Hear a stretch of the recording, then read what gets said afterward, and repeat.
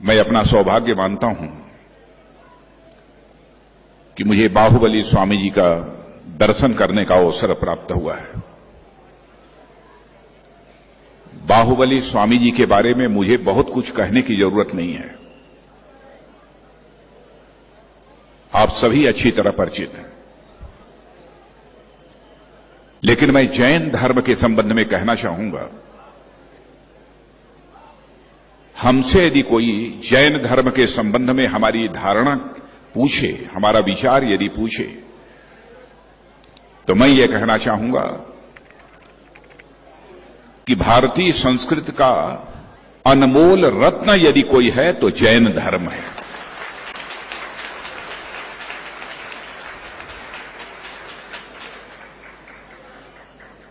हिंसा को मूल रूप से नकारता है और साथ ही साथ सूक्ष्म रूप में भी हिंसा को नकारने वाला इस विश्व की धरती पर कोई धर्म है तो उस धर्म का नाम है जैन धर्म।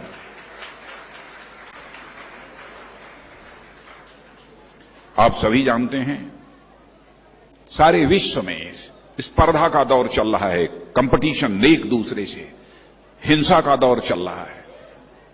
यहां तक कि एक बहुत बड़े विद्वान ने, सैमुअल हंटिंगटन ने क्लैश ऑफ सिविलाइजेशन की बात भी लिखी है, एक पुस्तक ही इस नाम से लिखी है, क्लैश ऑफ सिविलाइजेशन, कि सभ्यताओं का भी परस्पर संघर्ष चल रहा है। एक सभ्यता दूसरे सभ्यता को निगल डालना चाहती है, इस सीमा तक एक दूसरे को हड़पने का, एक दूसरे पर एकाधिकार स्थापित करने का यह सिलसिला चल रहा है। आतंकवाद के बारे में भी आप जानते हैं, जिसने पूरी तरह से हिंसा को स्वीकार किया।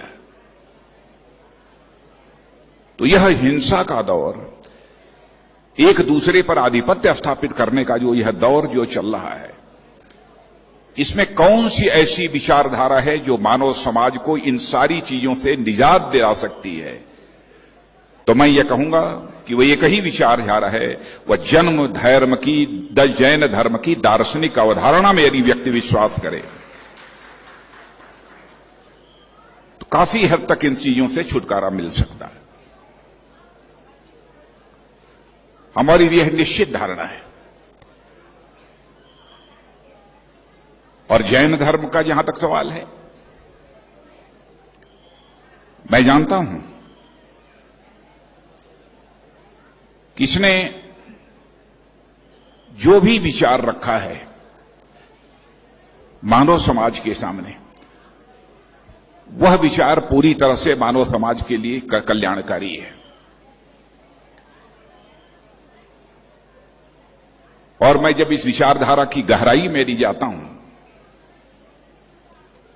तो मैं देखता हूं कि हमारे मुनियों ने किस गहराई तक जाकर जैन धर्म की एक दार्शनिक अवधारणा देने का काम किया है। तो मैं तो सचमुच आश्चर्यचकित रह जाता हूं, मैं हैरत में रह जाता हूं। आप जानते हैं कि जैन धर्म यह मानता है कि यह सारी प्रकृति, होल यूनिवर्स, पूरा ब्रह्मांड यदि बना है तो एक कण है,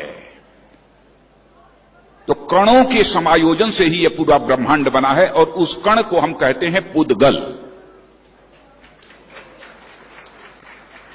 पहले लोग यह कहते थे कि पुद्गल की यह अवधारणा पूरी तरह से काल्पनिक है, लेकिन अब शायद पुद्गल को काल्पनिक अवधारणा कहने वालों के अंदर यह साहस नहीं होगा कि पुद्गल को है काल्पनिक अवधारणा मान लें, क्योंकि यूरोप की सर्न लैबोरेटरी ने आज के कुछ ही वर्ष पहले एक पार्टिकल की खोज की है, एक कण की खोज की है, जिसे हिग्स बोसान कहा है, और बोलचाल की भाषा में उसे गॉड पार्टिकल कहा है। और सर्न लैबोरेटरी के वैज्ञानिकों ने भी सच्चाई को स्वीकार कर लिया है कि यह पूरा यूनिवर्स, यह पूरा ब्रह्मांड यदि बना है तो कणों के समायोजन से बना है। तो मैं सर्न लैबोरेटरी के इस निष्कर्ष को यदि मैं देखता हूं तो मैं समझता हूं कि दुनिया में अब कोई यह साहस नहीं कर पाएगा कि जैन दर्शन ने जो कहा है कि यह पुद्गल कणों के समायोजन से ही यह पूरा ब्रह्मांड बना है। अब इसको नकारने का साहस इस दुनिया की धरती पर कोई मां का लाल अब नहीं कर पाएगा।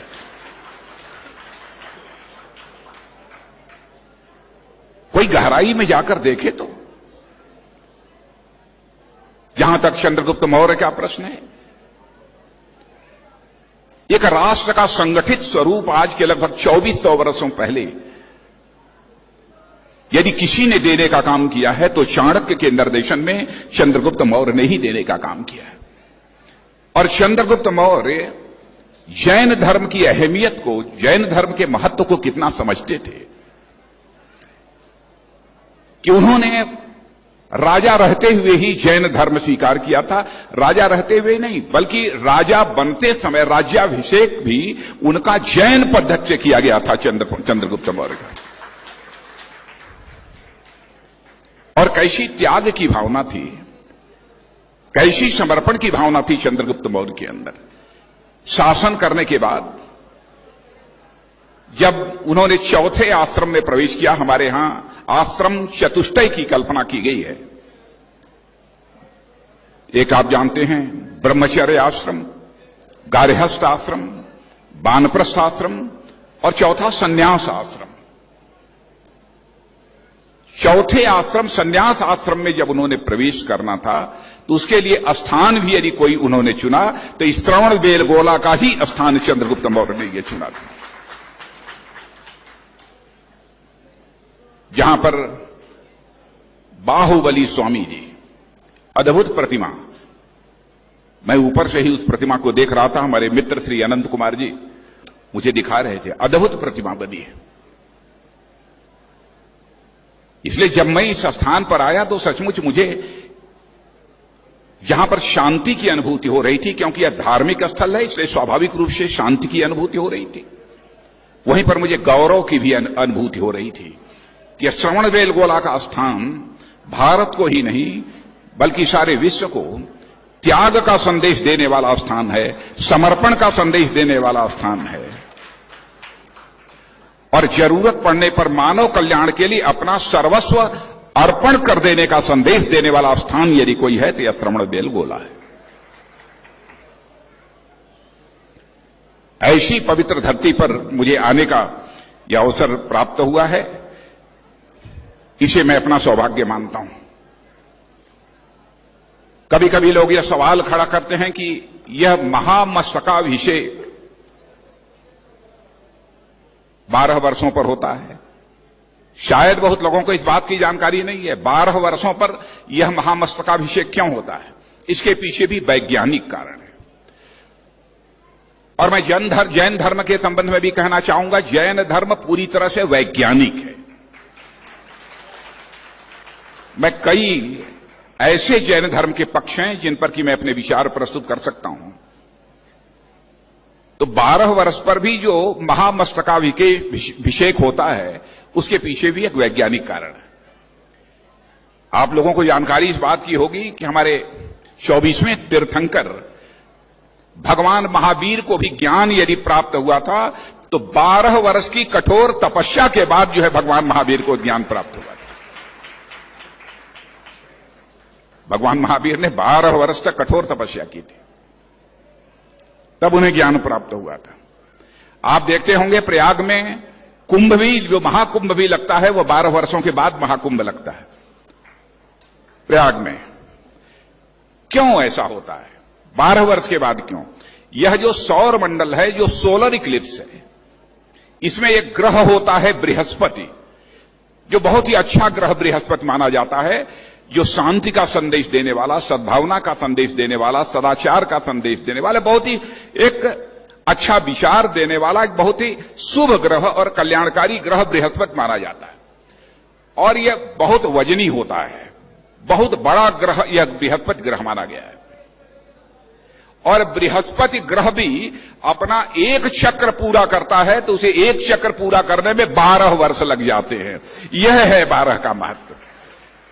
यानी सौर मंडल का जो सबसे महत्वपूर्ण ग्रह बृहस्पति भी है, उसको भी अपना एक चक्र पूरा करने में 12 वर्ष लगते हैं। इसीलिए महामस्तकाभिषेक भी यह 12 वर्ष के बाद, बाहुबली स्वामी जी का होता है। कुंभ भी महाप्रयाग का होता है तो वो 12 वर्ष के बाद होता है। तो ये 12 इस अंक की भी एक अहमियत है। जो कुछ भी होता है उसके पीछे कोई न कोई वैज्ञानिक आधार है, वैज्ञानिक कारण है। और मैं समझता हूं कि जैन धर्म के जो मूल्य हैं, जैन धर्म की जो अवधारणाएं हैं, हर मानव समाज के लिए अनुकरणीय है, इसमें कहीं दो राय नहीं है। और इसी में मानव समाज का कल्याण है।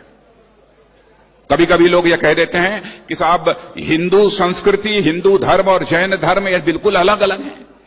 मैं मानने को तैयार नहीं।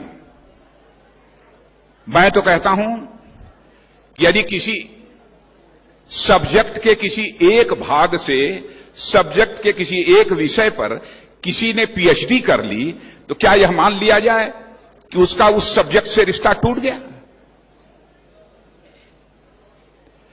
यदि हम फिजिक्स के, यदि भौतिक शास्त्र के, यदि हम छात्र हैं फिजिक्स के और हमने इलेक्ट्रॉनिक्स में अथवा किसी विषय पर यदि हमने कोई रिसर्च कर लिया, तो मान लिया जाएगा कि वह फिजिक्स का अथवा उस विषय का पार्ट नहीं है। तो मैं तो यह कहता हूं कि हिंदू संस्कृति, भारतीय संस्कृति यह सब्जेक्ट है, तो अहिंसा के मामले में डॉक्टरेट की डिग्री यदि कोई है तो यह जैन धर्म है। इसलिए इन दोनों को एक दूसरे से अलग नहीं किया जा सकता, एक सब है। लेकिन जिस प्रकार की कठोर तपस्या यह मुनिवर करते हैं, कल्पना नहीं की जा सकती। माने एक मक्खी का मारना भी अपराध है। रास्ते में चलते हैं तो झाड़ू लगाते हुए चलते हैं, कहीं छोटी सी चींटी भी हमारे पैर के तले दब न जाए। इस हद तक इतनी कठोर तपस्या। और मैं तो कहता हूं कठोर तपस्या करते हुए जीवन में कैसे व्यवहारिक जीवन जिया जा सकता है, यदि किसी को सीखना है तो वह जैन धर्म से सीखे, हमारे पूज्यवर मुनिवर से सीखे।